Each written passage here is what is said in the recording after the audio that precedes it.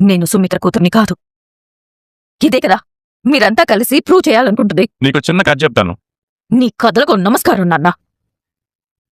ముగింపు లేని నీ కథలు వింటుంటే నాకు మతిపోతుంది. కథలకే మర్చిపోతే నిజాల పరిస్థితి ఏంటి? ఏం లేదు, అంతా అయిపోయింది. మళ్ళీ హాస్పిటల్కి తీసుకెళ్లారు, బ్లడ్ శాంపిల్స్ ఇప్పించారు, రిజల్ట్స్ కూడా సేమ్. అక్కడ మీ అమ్మతో సహా అందరూ ఇదే కోరుకుంటున్నారు. నువ్వైతే హ్యాపీయే కదా? రేపు నా ఇంటి వారసురాల స్థానంలో చూసేంత వరకు హ్యాపీగా ఉండదు. లోకల్లో ప్రతి ఆడపిల్లకి ఎంతో మంచి తండ్రి ఉన్నప్పుడు నీలాంటి మూర్ఖుడైన తండ్రి నాకు మాత్రమే ఉండడం ఏంటి నాన్న? ఏంటోనమ్మా, నువ్వు మాట్లాడుతుంటే నా మనసులో మాట చెప్తున్నట్టే ఉంది. దీపని కూతురుగా పొందిన అన్నయ్య అదృష్టవంతుడు, దీపను పెంచిన కుబేరు అదృష్టవంతుడు. అలాంటి అదృష్టం నాకెందుకు కలగలేదా అని కనిపించిన ప్రతి దేవుణ్ణి అడుగుతాను. బంగారం పాత్ర చేతిలో పెట్టుకుని ఎవరైనా బిచ్చమెత్తుకుంటారా నాన్న? నాది 1,000,000 మందిలో ఒక్కరికుండే జాతకం. అందుకే పని మనిషి కూతురిగా పుట్టినా యజమానిగా బతుకుతున్నాను. అమ్మ బతికుంటే నా వైభవం చూసి ఎంత సంతోషపడేదో తెలుసా నీకు? అందుకే అంటారు, ఆడపిల్లలకి తల్లి ఇచ్చే భరోసా తండ్రి ఇవ్వలేడు అని. ఇప్పుడు నీకు ఈ దొంగేడుపులు అవసరమా? నీ సింపతి కోసం నేను కన్నీళ్ళు పెట్టుకుంటున్నాను అనుకుంటున్నావా? నీ బాధ ఏంటో చెప్పు. తెలీదా నీకు? నువ్వు అనుకున్నదైతే జరగదమ్మా. తప్పు చేసిన వాళ్ళకే శిక్ష పడాలి అంటే మొదటి శిక్ష మీ అమ్మకి పడాలి. ఎందుకంటే బిడ్డల్ని మార్చింది తనే కాబట్టి. రెండో శిక్ష నీకు పడాలి. ఎందుకంటే నిజం తెలిసిన ఇన్ని సంవత్సరాలు మౌనంగా ఉన్నావు కాబట్టి. నేనేం తప్పు చేశానని నన్ను శిక్షించడానికి. సొసైటీలో నేను దశరథ కూతుర్ని, అదంతా అబద్ధం. నేను దాసు కూతుర్నని ప్రపంచానికి పరిచయం చేసుకోలేను. నాకున్న స్వతంత్రాన్ని నేను కోల్పోలేను. నీ స్థాయిలో నేను బతకలేను నాన్న. మనిషిగా పుట్టగానే దేవుడు నుదుటి రాత రాస్తాడమ్మా. సంతోషాలు బాధలు కూడా అందులోనే ఉంటాయి. నీకు తల్లి చనిపోయింది, అయినా అమ్మ అనే పిలుపు చావలేదు. పెంచిన తల్లి రూపంలో ఆ పిలుపు ఇంకా బతికే ఉంది. కాని దీపకి తల్లి బతికే ఉంది, కాని తనకి అమ్మ అనే పిలుపు చచ్చిపోయింది. ఈ జన్మలో చేసిన పాపాలన్నీ ఈ జన్మలోనే కడుక్కోవాలమ్మా. గోదావరిలో మునిగితేనో గంగాజలం చల్లితేనో ఈ పాపాలు పోవు. దూరమైన బిడ్డని మళ్ళీ ఆ ఇంటికి చేర్చాలి. అమ్మా నాన్న పిలుపులు కూడా లేకుండా బ్రతుకుతున్న దీపకి అమ్మా నాన్ననివ్వాలి.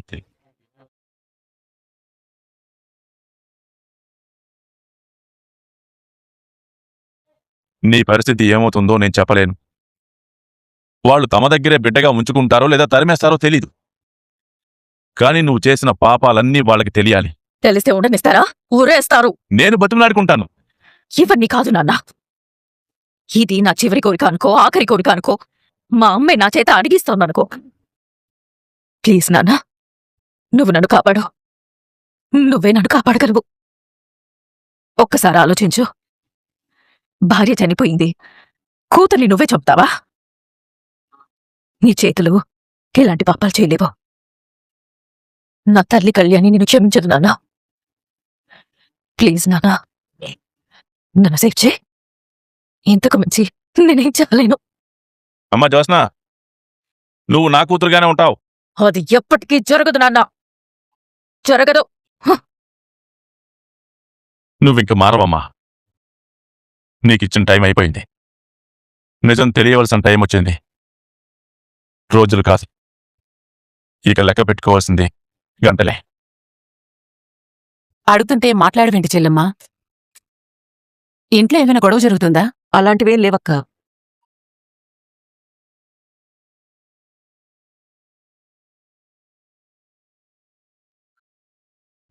రే, దీపకేమైందిరా? ఏమైంది? బానే ఉంది కదా. బాగానే ఉండడమేంటి బాబు? ఏడ్చుకుంటూ వెళ్తేను. అంతా వీళ్ళు చూసినట్టున్నారు. మీరిద్దరూ ఏమైనా మాట అనుకున్నారా? ఏమనలేదమ్మా. అది చిన్నప్పటినుంచి అంతే, అన్నిటికీ అలగడమే. మాటంటే కోపడుతుంది, లేదంటే బాధపడుతుంది. అలాంటిదేం లేదు పెద్దమ్మా. ఏమీ లేకపోతే మరి ఏడుస్తూ ఎందుకెళ్ళిపోతుందిరా? సుమిత్రత్త గురించి బాధపడుతున్నట్టుంది. అయ్యో, మా వదిన గురించి బాధ అందరికీ ఉందిరా. అరే, సొంత వాళ్ళం, మనమే మనసుకి సర్ది చెప్పుకొని ధైర్యంగా ఉంటున్నాం. దీపకేమైందిరా? మనకు అత్త సొంత మనిషే, కానీ దీపకి కన్న తల్లి. ఆ కన్న తల్లిని కాపాడుకోవడానికి కడుపులో బిడ్డని వదులుకోవాలని డాక్టర్ చెప్తుంది. తట్టుకోమని సర్ది చెప్పగలిగే బాధ అది.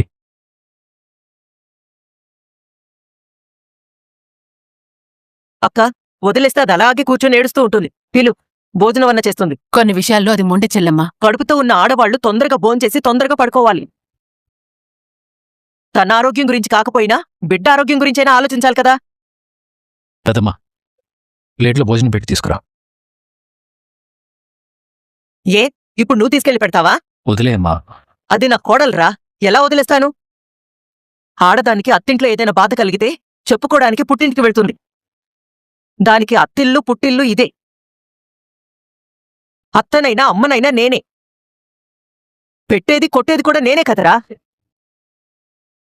కార్తిక్ బాబు, నువ్వాగక్కా. నేనిస్తానమ్మా. శౌర్యా, శౌర్యా, ఒకసారి ఇలా రా. ఏంటి నానమ్మా? నువ్వెళ్ళి మీ అమ్మకి భోజనమిచ్చి తినమను. అమ్మకేమైంది? అబ్బా, ఏవి కాలేదులేవే. ముందు నువ్వు తీసుకెళ్ళు. అలాగే.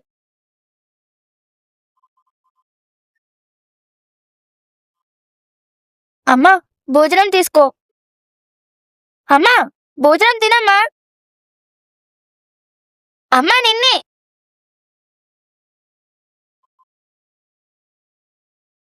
నువ్వెందుకు తెచ్చావమ్మా? నానమ్మ తీసుకెళ్ళమంది. తినమ్మా. నేను తర్వాత తింటాను. నువ్వు తిను. లేదు, నువ్వే తినమ్మా. నువ్వు బోన్ మ్యారో డొనేట్ చేయకూడదు. ఒకవేళ చేసినా కడుపులోని బిడ్డ బ్రతకదు. అమ్మా, నిన్నే అమ్మా. అమ్మా, నిన్నేనమ్మా. నేను తినడం చెప్తున్నాను కదా.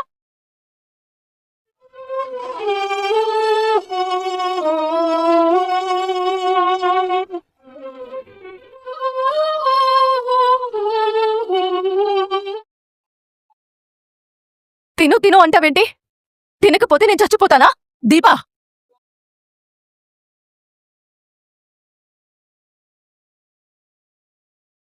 సౌరి, నువ్వు లోపలికెళ్ళవే. అమ్మ తిట్టింది. ముందు నువ్వు లోపలికెళ్ళు. ఏమైంది నీకు? ఈ కడుపులో ఓ బిడ్డ పెరుగుతుందన్న విషయం గుర్తుందా? మర్చిపోయావా? చచ్చిపోతానన్న మాట నీ నోట్లోంచి ఎలా వచ్చిందే? ఈ మాట కూడా నువ్వెవరితో అన్నావో తెలుసా? నీ కూతురితో. ఇంటికొచ్చిన దగ్గర నుంచి చూస్తున్నాను, మనిషివైతే ఉన్నావు, కాని మతిలేని దానిలా ఉన్నావు. ఏమైందే నీకు? సుమిత్ర గారి గురించి అయితే నువ్వింత బాధపడాల్సిన అవసరమే లేదు.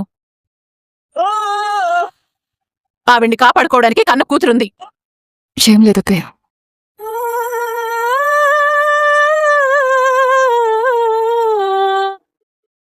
నేను తీస్తాను. నేను తీస్తా.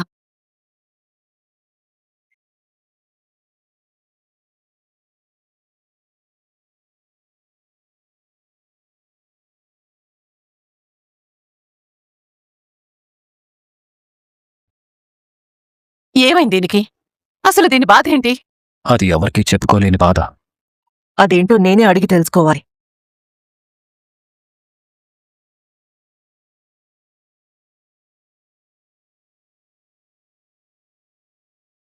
జ్యోత్స్న,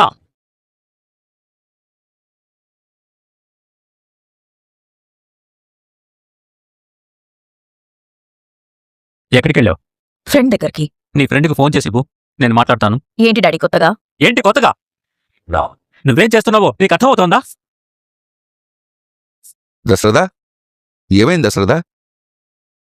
పేరెంట్స్ ఇచ్చిన ఫ్రీడమ్ని పిల్లలు గ్రాంటెడ్గా తీసుకోకూడదు. దాన్ని రెస్పాన్సిబిలిటీగానే తీసుకోవాలి. అలా తీసుకోకపోతే తీసుకునేలా చేయాల్సిన బాధ్యత తండ్రిదే. బయటికి వెళ్ళేటప్పుడు మీతో చెప్పి వెళ్ళలేదు. అదేనా నేను చేసిన తప్పు? అదేమైనా చిన్న తప్పా? దశరథా, కూతురు మీద అంత గట్టిగా అరుస్తున్నావేంటి? చెప్పకుండా బయటికి వెళ్ళాను, అది తప్పా అని అడుగుతుంది. తప్పా కాదా? నువ్వు చెప్పు పిన్ని. అంటే జోస్న ఎప్పుడు వెళ్తూ ఉంటుంది కదా. ఎప్పుడు వెళ్ళడం వేరు, ఈ రోజు వెళ్ళడం వేరు. దీపా కార్తీక్ ఇంటికి వెళ్లారు, నేనేమో రెస్టారెంట్కి వెళ్ళాను. నాన్నేమో చెల్లి వాళ్ళ ఇంటికి వెళ్ళాడు. సుమిత్రని ఎవరు చూసుకుంటారు? నేనున్నాను కదా. నీరసంగా ఉందని నిద్రపోయింది. సుమిత్రని లేపి తినడానికేమైనా పెట్టావా పిన్ని? లేదు. టాబ్లెట్స్ టైం టు టైం ఇవ్వాల్సిందే. ఇచ్చావా పిన్ని? అంటే పడుకున్న మనిషి టాబ్లెట్ ఏం వేసుకుంటుంది అని ఇవ్వలేదు. ఇలాగైనా మనిషిని చూసుకోవడం? నువ్వు బాగు నాన్న. తప్పు పిన్నిది కాదు, నా కూతురుది. ఎవరూ లేనప్పుడైతే ఎవరో ఒకరు చూసుకోవాలి. జ్యోత్స్నని ఇంటి దగ్గర డ్రాప్ చేశా కదా, నువ్వు చెల్లి వాళ్ళ ఇంటికి వెళ్ళావు. అప్పుడు జ్యోత్స్న ఏం చెయ్యాలి? వెళ్ళి వాళ్ళమ్మని చూసుకోవాలా లేదా? అవును దశరథా, నువ్వు చెప్పేది నిజమే. సుమిత్రని చూసుకోవాలి. కన్నతల్లి కంటే ఫ్రెండ్స్ ఎక్కువైపోయారు నీకు. నీ ఫ్రెండ్స్ కూడా ఇలాగే తయారవుతున్నారా? కనీసం వాళ్ళకైనా పేరెంట్స్ మీద ప్రేముందా? Daddy, shut up! నీకసలు మాట్లాడే రైట్ లేదు. ఇంట్లో ఎవరూ లేరు. ఆరోగ్యం బాగోలేని తల్లి గదిలో ఉంది. ఏం చెయ్యాలి? తల్లి దగ్గరకు వెళ్ళాలి, మాట్లాడాలి, టాబ్లెట్స్ వెయ్యాలి. డస్ట్బిన్లో కాదు, మీ అమ్మకి. డస్ట్బిన్ హెల్దీగానే ఉందమ్మా, కానీ మీ అమ్మే హెల్దీగా లేదు. నువ్విలాగే అంటావు డాడీ, కానీ అన్ని విషయాల్లో నన్ను దూరం పెడతావు. పరాయిదాంలో చూస్తావు. పరాయిదాన్లా చూసేవాణ్ణే అయితే తల్లి బాధ్యత తీసుకోలేదేంటని ఎందుకు అడుగుతాను? మార్నింగ్ హాస్పిటల్కి వెళ్ళేటప్పుడు నాతో చెప్పి తీసుకెళ్లారా? అంత చెప్పకుండా తీసుకెళ్లాల్సిన అవసరం ఏంటి? మీ అమ్మ బ్లడ్ క్యాన్సర్ నుంచి రికవరీ అవ్వాలంటే దానికి నువ్వే సొల్యూషన్ అని తెలిసి కూడా ఈ ఇంట్లోంచి వెళ్ళిపోవడానికి ఎన్నిసార్లు ట్రై చేశావు? 2 సార్లు ట్రై చేశావు. ఫస్ట్ టైం బ్లడ్ శాంపిల్స్ నువ్వు సరిగ్గా ఇచ్చుంటే రిపోర్ట్స్ పాజిటివ్గానే వచ్చేవి. నిన్ను దగ్గరుండి హాస్పిటల్కి ఎందుకు తీసుకువెళ్ళామో అర్థమైందా? 1, నీకు ముందే తెలిస్తే రాకుండా ఆగిపోవడానికి ఏదో ఒకటి చేస్తావని. 2, అక్కడ నువ్వు సరిగ్గా డాక్టర్కి కోఆపరేట్ చేయకుండా మరోసారి రిపోర్ట్స్ నెగిటివ్ వచ్చేలా చేస్తావని. మేము తోడుగా ఉండాల్సొచ్చింది. నా మీద మరీ ఇంత నెగటివ్ ఒపీనియన్ పెట్టుకున్నారేంటి డాడీ? మా ఫ్రెండ్ దగ్గర కూడా మమ్మీ గురించి బాధపడ్డాను. ఏం నటిస్తున్నావి? తడుముకోకుండా అబద్ధాలాడేస్తోంది. ఎవరైనా తల్లి చనిపోవాలని కోరుకుంటారా? నువ్వు కోరుకుంటున్నావేమో.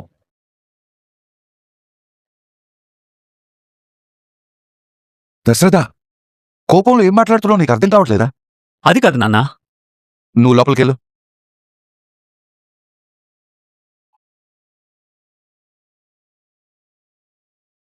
పారిజాతం, జ్యోత్స్న తీసుకెళ్ళు. అలాగేనండి. పదవే. పారిజాతం, ఏంటండి? తనకు భోజనం పెట్టు.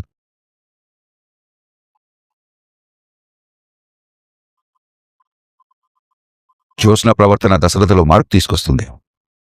ఇంకా ఈ బాధని ఎన్నాళ్లు పడాలో. దేవా, ఏంటత్తయ్య? మీ అత్తగారు పిలుస్తున్నారు. దేనికి? నేనిప్పుడు పోయి దేనికి పిలుస్తున్నారని అడగాలా? అంత కోపం దేనికి? నువ్వు చిన్నపిల్ల మీద అంత కోపం చూపించినప్పుడు నేను ఏమాత్రం కోపం కూడా చూపించకూడదా? ఈ మాట నువ్వన్నట్టు లేదు, మా అత్తయ్య అనిపిస్తున్నట్టుంది. ఆయన మీరిద్దరు ఒకటేలే. ఆవిడకంటే నా బాధ్యతే పెద్దది. ఎందుకంటే నేను నీ మేనత్తని కాబట్టి.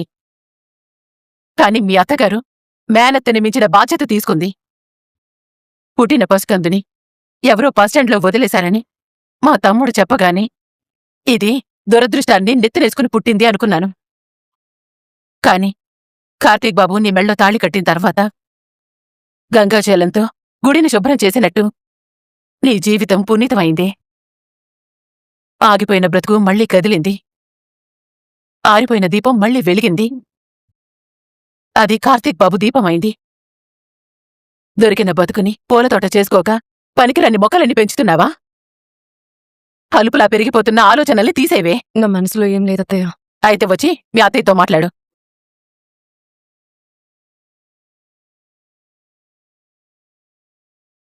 పిలిచాను చెల్లెమ్మ, వస్తుంది.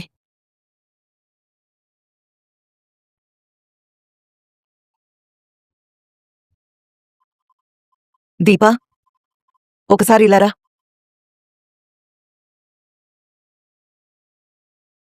ఇప్పుడు చెప్పు, ఏంటి నీ బాధ? కన్న తల్లి ప్రాణం కోసం కడుపులోని ప్రాణాన్ని వదులుకోవాలి. నీకు శౌర్య అంటే ఎంత ఇష్టమో నాకు తెలుసు. అలాంటి కూతురు మీద అరిచావంటే అంతకు మించిన బాధేదో నీ లోపలుంది. ఏంటది? నిన్నే దీప అడిగేది. కార్తీక్ని అడిగాను. నువ్వెందుకు బాధపడుతున్నావో వాడు చెప్పేశాడు.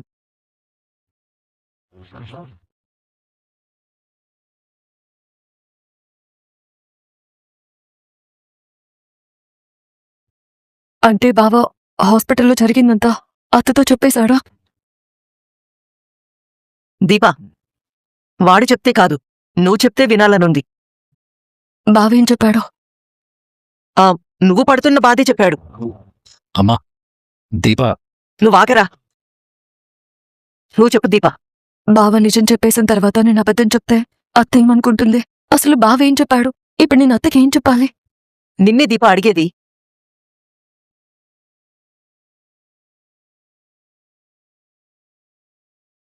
చెప్పు దీపా. బావ చెప్పిన తర్వాత నేనే చెప్తాను అత్తయ్య. మా ఇద్దరిది ఒకే మాట. అదే ఏంటా మాట? బావ చెప్పాడన్నావు కదా. తెలియకుండా అడిగి మిమ్మల్ని బోల్తా కొట్టించాలనుకున్నాను, కాని మీ ఇద్దరు దొరకట్లేదే. దీప చెప్పేసిందని కార్తీక్ని అడిగాను, వాడు అలాగే సమాధానం చెప్పాడు. నిన్నడిగితే నువ్వు అలాగే సమాధానం చెప్తున్నావు.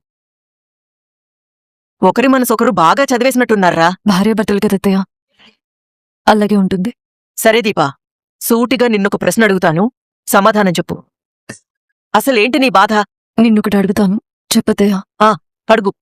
నువ్వు మాట్లాడడమే నాకు కావాలి. మనిషి మాట్లాడితేనే బాధ బయటకొచ్చేది. నాకు తెలిసిన మనిషికి ఒక విచిత్రమైన పరిస్థితి వచ్చింది. ఏంటది? పాపం తను ఎటూ తేల్చుకోలేని స్థితిలో ఉంది. అదే ఏంటా అని అడుగుతున్నాను. కంటికి కనిపించే ప్రాణానికి ఒక ప్రమాదం ఉంది. తను ప్రాణం పెట్టుకున్నా, ఒక ప్రాణం వదులుకుంటే కంటికి కనిపించే ప్రాణానికి ప్రమాదం తప్పొచ్చు. కనిపించని ప్రాణాన్ని కనిపించే ప్రాణం కోసం వదులుకుంటే న్యాయం అవుతుందా, అన్యాయం అవుతుందా? ఏ ప్రాణాన్ని తను వదులుకోలేదు, కానీ ఏదో ఒక ప్రాణాన్ని వదులుకోక తప్పని పరిస్థితి. నువ్వడిగిన ప్రశ్నకి నేను సమాధానం ఆలోచించాల్సిన అవసరమే లేదు. నా జీవితంలో జరిగిన ఒక సంఘటనే దానికి సమాధానం. కార్తీక్ పుట్టిన తర్వాత నాకు యాక్సిడెంట్ జరిగింది. ఈ 2 కాళ్ళు జీవితంలో పనిచేయవని చెప్పారు. అంటే దాదాపు నేను చచ్చిపోయిన మనిషితో సమానం. భరించడం నా వల్ల కాలేదు. ఒక అర్ధరాత్రి లేచి చచ్చిపోదాము అనుకున్నాను. ఆఖరి నిమిషంలో ఉయ్యాల్లో ఉన్న పిల్లాడేడు వినిపించింది. నాకోసం కాదు, నేను వాడికోసం బతకాలి అనుకున్నాను. వాడికి నేను ప్రాణం పోస్తే నాకు వాడు ప్రాణం పోశాడు.